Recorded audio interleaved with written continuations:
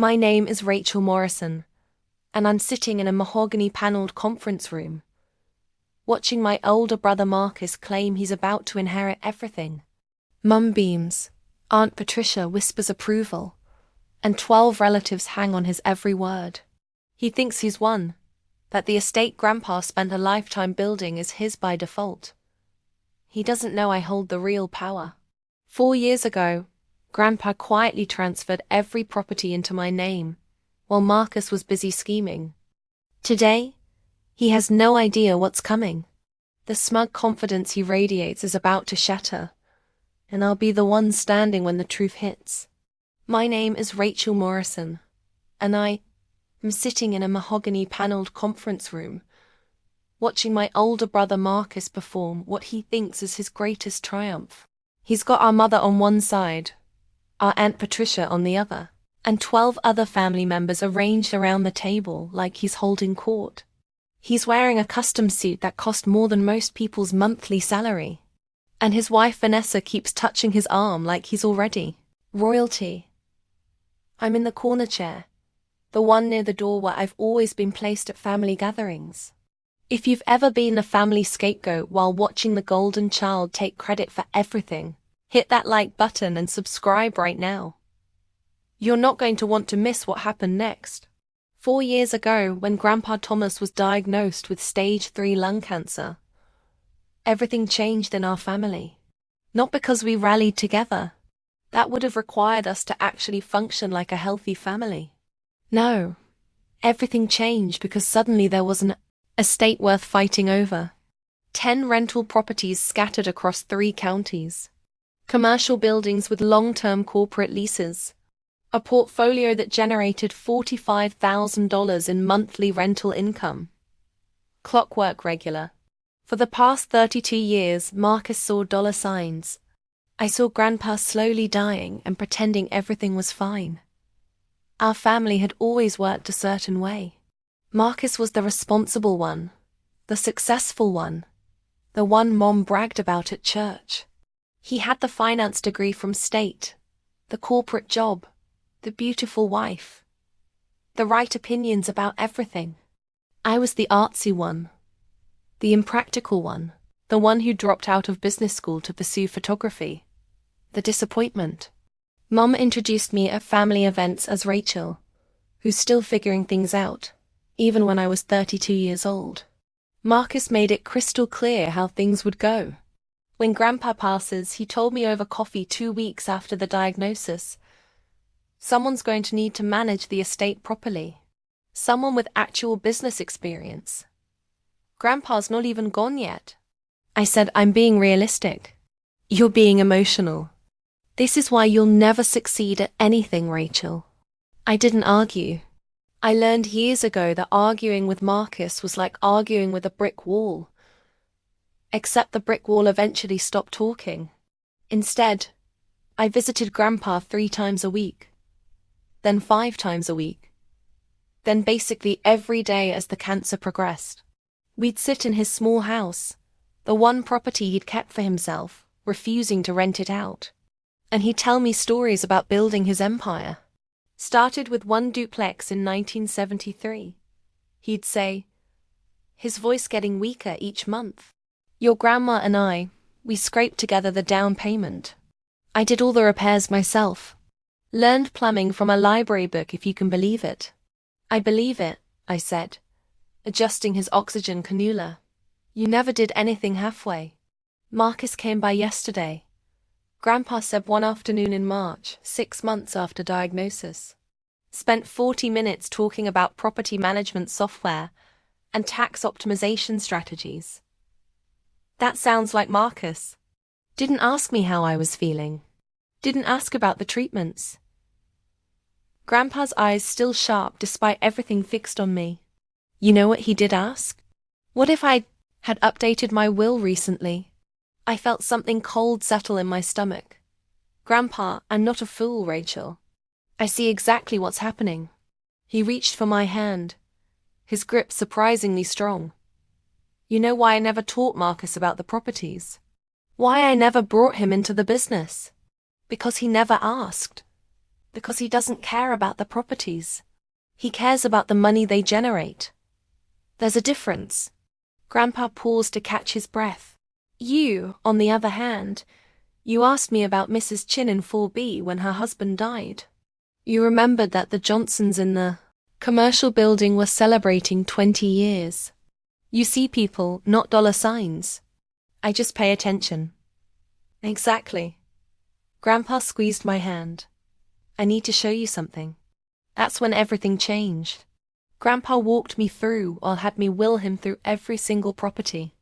10 buildings, 42 rental units, 3 commercial spaces. He introduced me to every tenant, showed me where he kept the spare keys, explained which contractors were reliable and which ones would rob you blind. This furnace is original to 1987, he'd say. Needs replacing next year. Probably 15,000. This roof's got another 5 years if we're lucky. Mrs. Rodriguez in 2A. She's never late on rent, but her daughter's going through a divorce. Might need some grace in a few months. I took notes. Hundreds of pages of notes. I photographed everything, learned the systems, memorized the details. Marcus never knew. Nobody knew. They thought I was just visiting my dying grandfather, being the emotional, impractical one who couldn't face reality. Rachel, Grandpa said one night for months before he died, I'm going to do something and I need you to trust me.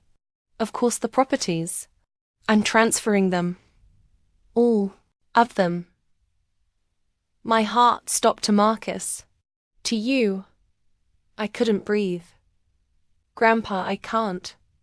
The family will. The family will do exactly what they're already doing.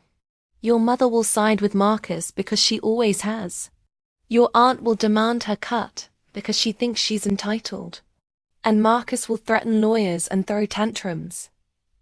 Grandpa's expression was calm, resolute. But the properties will be yours. Legally, completely, irrevocably yours. Why? Because you're the only one who will do right by them. The only one who sees them as homes for people, not just income streams. He pulled out a folder thick with documents. My lawyer's been working on this for 2 months. Everything's ready. We just need your signature. I signed. My hands were shaking so badly I could barely hold the pen, but I signed. The transfers went through quietly. Grandpa's lawyer, Mitchell Chin, was a master of discretion. Property records were updated. Deeds were filed. Everything was done properly and legally. The monthly rent, all $45,000 of it, started depositing into an LLC account in my name. And I didn't tell anyone.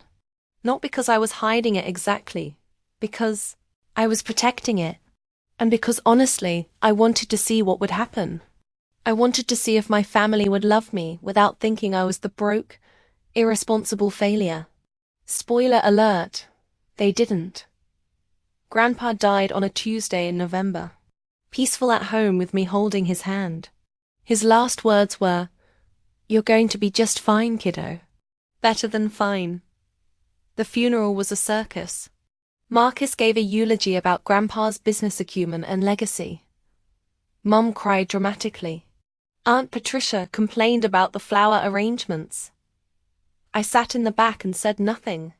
Drop a comment and let me know where you're watching from tonight. 3 days after the funeral, Marcus called the family meeting. Estate matters need to be settled, he announced. We're meeting at Mitchell Chen's office next Thursday. Everyone needs to be there. I showed up in jeans and a sweater. Marcus was in his power suit. Mom wore her funeral pearls. Aunt Patricia brought her husband, Gerald, who immediately started talking about how he'd always helped Grandpa with business advice. That was a lie. Gerald was a dentist who'd never managed anything more complex than his own practice. Mitchell Chun's conference room was designed to intimidate. Floor-toweling windows, leather chairs, law books lining the walls. Mitchell himself was 73, sharp as a tack. and had known Grandpa for 40 years. Marcus didn't wait for Mitchell to start the meeting. He stood up like he was chairing a board meeting, pulled out a leather portfolio, and smiled at everyone. "I want to thank you all for coming," he said like he'd organized this, instead of just demanding everyone show up. "Grandpa Thomas left behind a significant estate, and it's important we handle this properly." "Marcus," Mitchell said quietly, "perhaps we should." "I've spent the last 3 days reviewing the properties," Marcus continued, ignoring him completely. 10 buildings, 42 units, stable cash flow. Grandpa built something remarkable, and it's our responsibility to honor that legacy. Mum nodded approvingly. Aunt Patricia whispered something to Gerald. I sat perfectly still. "Now, I know Grandpa never officially named an executive," Marcus said, which was interesting because Mitchell's expression said that wasn't true at all. "But I think we can all agree that this estate needs professional management. Someone with actual business experience." "Marcus has always been so responsible," Mum chimed in. "Ever since he was a boy, I've already spoken with several property management firms," Marcus continued. "And I've had my accountant run preliminary numbers on tax optimization strategies. Conservative estimates put the annual net income around $400,000. Assuming we raise rents to market rate and cut unnecessary maintenance costs." I watched him. His confidence was absolute. He genuinely believed this was already his. "Now, obviously, there will be distributions to family members," Marcus said generously. "Mum, Aunt Patricia, even Rachel will receive something. But the responsible thing, the thing Grandpa would have wanted, is for the properties to be managed by someone who won't run them into the ground." Vanessa, his wife, actually started a slow clap. I'm not kidding.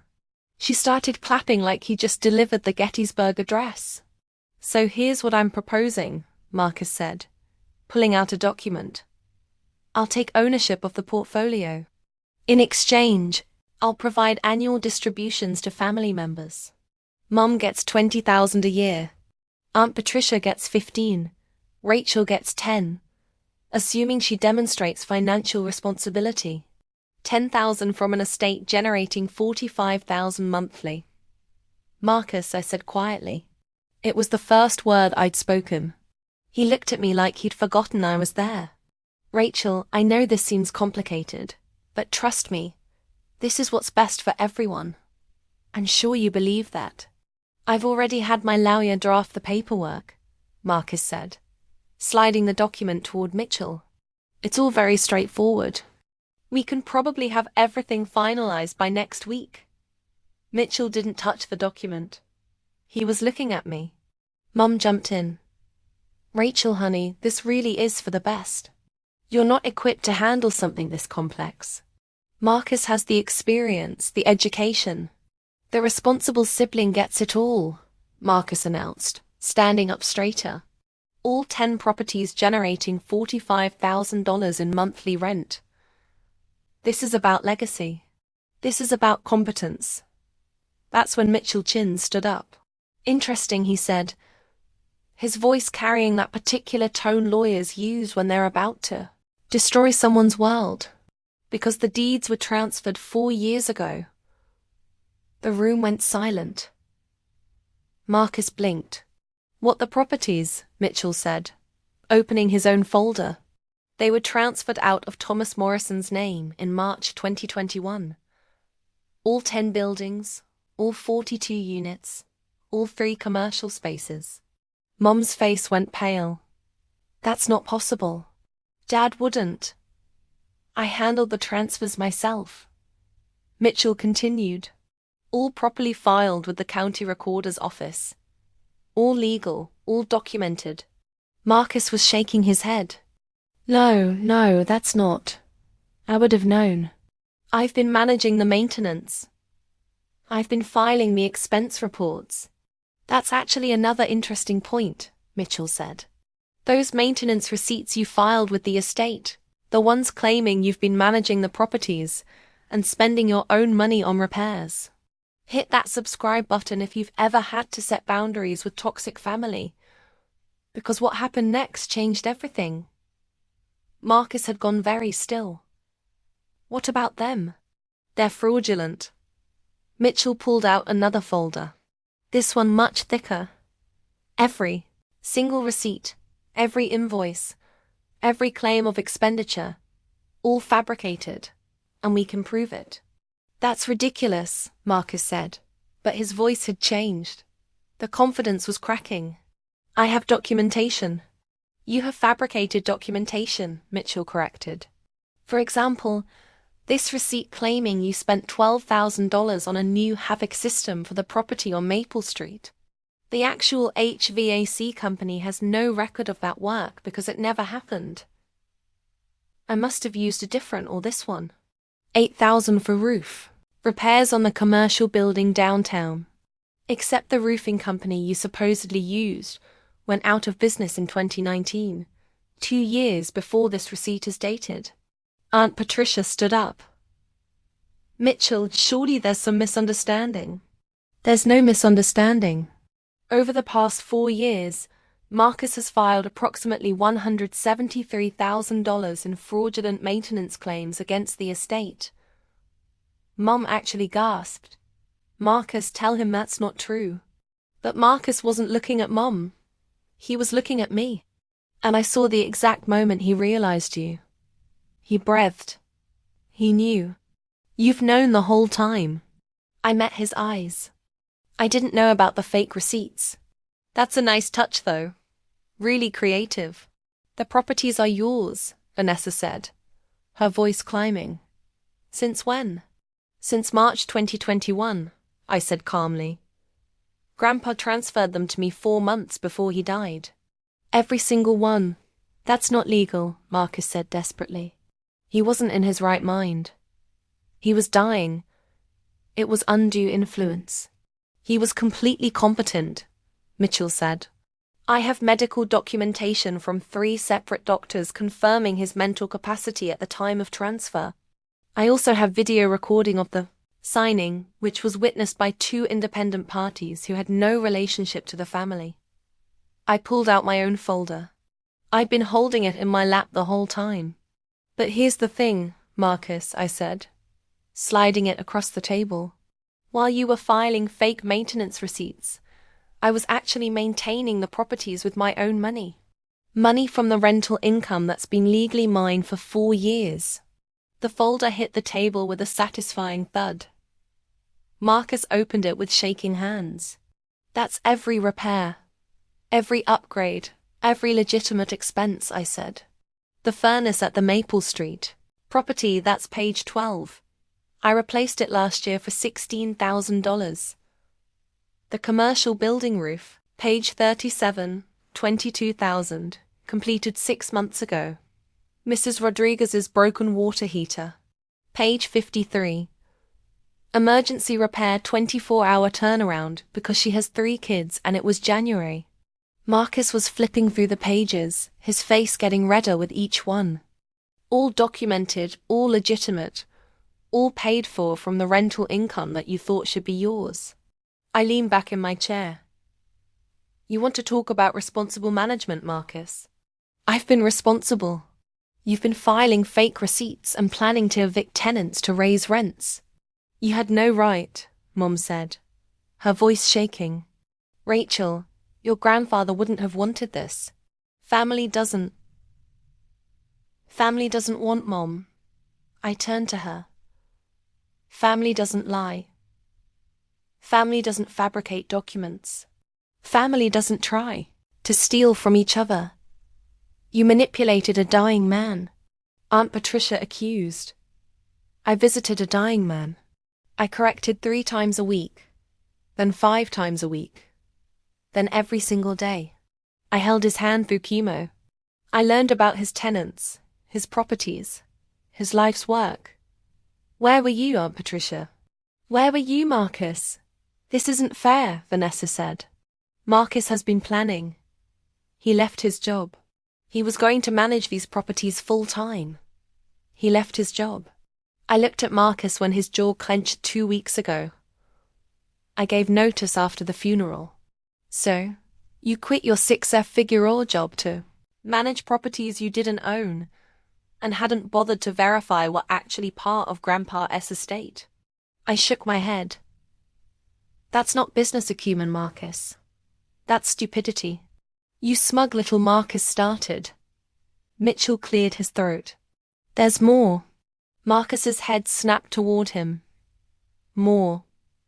The fraudulent receipts constitute attempted theft by deception. Given the amounts involved, over $170,000, we're talking felony charges. Mitchell's expression was professionally neutral, but I could see the satisfaction underneath. He'd loved Grandpa. I'm obligated to report this to the authorities. You can't be serious, Mom said. Mitchell, we've known each other for years, which is exactly why I take this so seriously. Linda Thomas was my friend. What Marcus attempted to do here isn't just unethical. It's criminal. Marcus stood up so fast his chair fell over. I'm not going to sit here and be accused of crimes by my own sister. Then leave, I said simply. You're not needed here anyway. You never were. That's when the door opened. Two people walked in. A man and a woman, both in business suits. Both carrying badges. Marcus Morrison. The woman said Marcus went white. Who are you? Detective Sarah Chin. Fraud Division. This is Detective James Rodriguez. She looked at Mitchell. We got your call. Call. Mom's voice was barely a whisper. I contacted the authorities this morning, Mitchell said. After reviewing the fraudulent documentation, Mr. Morrison attempted to submit as legitimate estate claims. Detective Chin approached Marcus. Mr. Morrison, we need you to come with us. We have some questions about financial documents you filed over the past 4 years. This is insane, Vanessa said, grabbing Marcus's arm. You can't just arrest him. We're not arresting him, Detective Rodriguez said. Yet, but we do need to talk about approximately $173,000 in fraudulent claims. Marcus looked at me, maybe for the first time in 30 years. You're destroying the family. No, I said quietly. I'm just declining to be destroyed by it. He tried to say something else, but Detective Chin was already guiding him toward the door. Vanessa followed, her heels clicking frantically on the marble floor. The door closed. The silence that followed was deafening. Mom was crying. Real. Tears this time, not the performative ones from the funeral. How could you do this, Rachel? To your own brother? How could I? I stared at her. Mom, he tried to steal properties that Grandpa legally gave to me. He fabricated nearly $200,000 in fake expenses. He was planning to raise rents on families who've lived in those buildings for decades. And you're asking how I could do this? He's your brother, she whispered.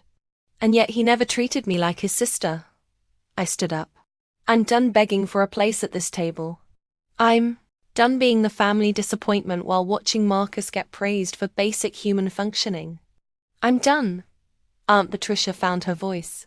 You'll regret this when you need family. I have family, I interrupted. I have Mrs. Chin in 4B who sends me homemade dumplings every Chinese New Year. I have the Johnsons who invited me to their daughter's wedding. I have 42 households who actually appreciate what I do for them. I looked at her. What I don't have is relatives who value me. And honestly, I'm okay with that. I picked up my folder and walked toward the door. Rachel Mitchell called. You'll need these. He handed me another folder. Updated documentation for all 10 properties. Everything's in order. The LLC is generating excellent returns, by the way. Your grandfather would be proud. Thank you, Mitchell. One more thing, he lowered his voice. The fake receipts. I noticed them about a year ago. I've been building the case ever since. Your grandfather asked me to watch out for you. This is me keeping that promise. I hugged him. Actually, Hugged him right there in the conference room while my mother sobbed and my aunt glared. Then I left. The fallout was immediate and spectacular. Marcus was charged with attempted fraud and theft by deception within 48 hours. The local newspaper ran a story. Finance professional charged in elaborate estate fraud scheme. His LinkedIn profile disappeared. His wife's Facebook went private. Mom called me 17 times that first day. I didn't answer. She left voicemails ranging from pleading to angry to desperate. "You're tearing this family apart," she said in message number 12. "Your grandfather would be ashamed." Finally called her back on day 3. Grandpa knew exactly what he was doing. I said he knew Marcus would try exactly this. That's why he transferred everything 4 years early. That's why he had everything documented. He was protecting his legacy from people who saw it as a cash grab. "You poisoned him against his own family," she accused. "No, Mom. I visited him while he was dying." "There's a difference." I took a breath. "You're welcome to be part of my life, but only if you can accept that I'm not the failure you've always treated me as. Otherwise, we're done." She hung up on me. She hasn't called back. Aunt Patricia tried a different approach. She showed up at my apartment with a casserole and an apology that lasted exactly as long as it took her to ask for $20,000. "Just to help with Gerald's practice expenses," she said. "No," I said. "But we're family." "Then act like it. Start with not demanding money from the niece you've ignored for 30 years. She left without the casserole. Marcus' case went to court 6 months later. The evidence was overwhelming. Fake receipts, fabricated invoices, forged signatures. His lawyer tried to argue emotional distress, grief-induced poor judgment, financial pressure from unemployment. The judge wasn't impressed. 18 months in minimum security, 5 years probation, full restitution to the estate. The sentence was delivered on a Tuesday. I wasn't there, but Mitchell called me immediately after. "Justice," he said simply. Vanessa filed for divorce before Marcus even started his sentence. She'd already moved in with her personal trainer. The irony wasn't lost on anyone. The properties thrived. I replaced 2 more roofs, upgraded 3 kitchens, and installed energy-efficient windows in the commercial building. Rent stayed stable. No increases unless absolutely necessary, and always with 6 months' notice. Mrs. Rodriguez in 2A sent me a Christmas card. "Thank you for understanding." When Sarah moved back home, she wrote, "Most landlords would have evicted us. You gave us grace." That card is framed in my office. A year after the estate meeting, I got a call from an unknown number. Rachel Morrison, a professional voice. Female, confident, speaking. "My name is Jennifer Wu. I run a property management firm downtown. I've been hearing about how you've been managing the Morrison properties, and I'm impressed. Thank you. I'm expanding my business. I need someone who sees properties as homes, not just assets. Someone who understands tenant relationships matter more than maximum profit extraction." She paused. "I'd like to offer you a consulting position. 20 properties to start, $60,000 retainer, profit sharing on renovations you oversee." I took the job. 2 years after that, I bought 3 more properties, fixed them up, rented them to families who needed a break, managed them the way Grandpa taught me. The business grew, the consulting expanded. Last month, Jennifer offered me a full partnership in her firm. "You've changed how we operate," she said. "Tenant retention is up 40%. Referrals are through the roof." You were right. Treating people like people instead of income streams actually makes better business sense. If you've ever had to walk away to save yourself, tell me your story in the comments. What would you have done?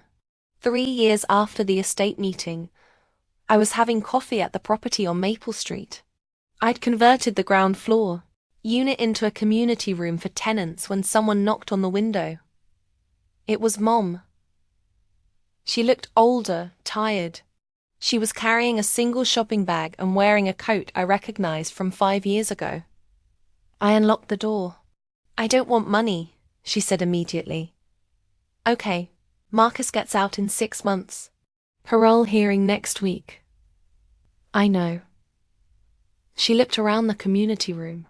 New paint, comfortable furniture, a bulletin board covered in tenant announcements and kids' artwork.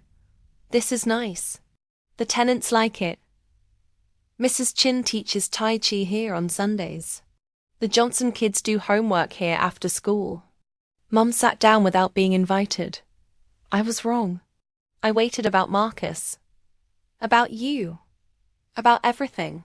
Her hands twisted in her lap. I thought success looked like his finance degree and corporate job. I didn't see that you were building something real. Something that actually helps people. "Why are you here, Mum?"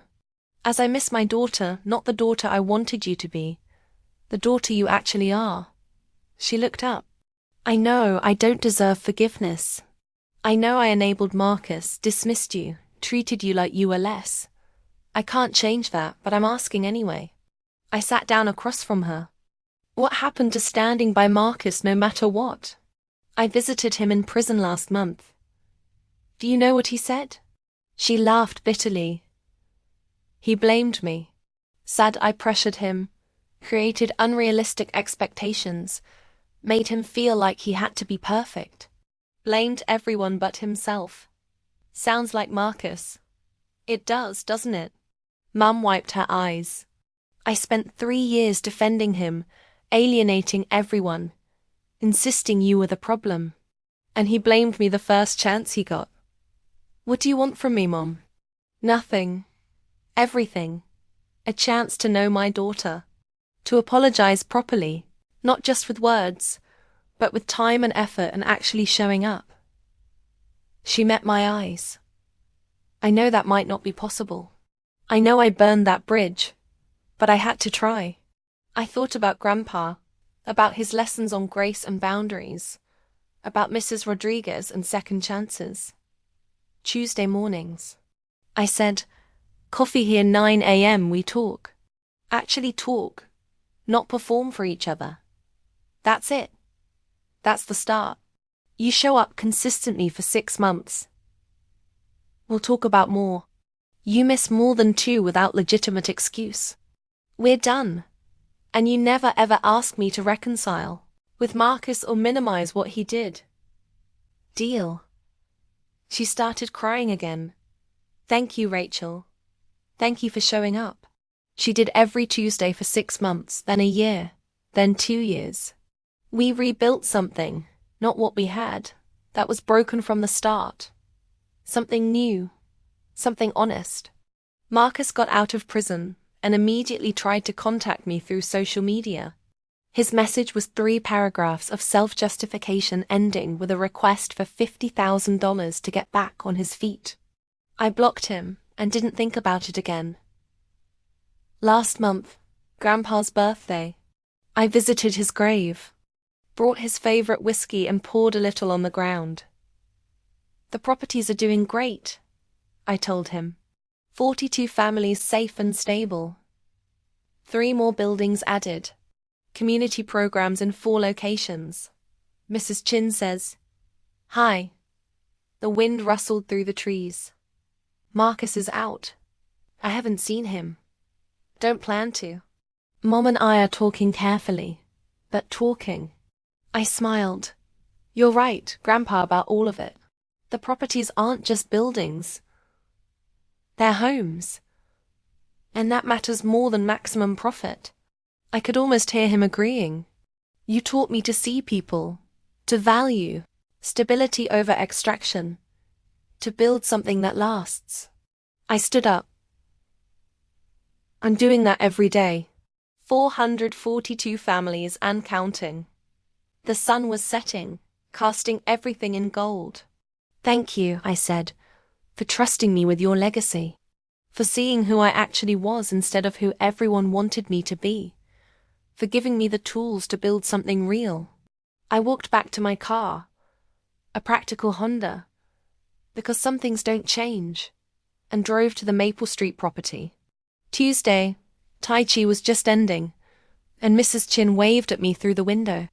42 families, a growing business, a relationship with my mother that was finally honest, a life built on the foundation Grandpa created, expanded with lessons he taught me.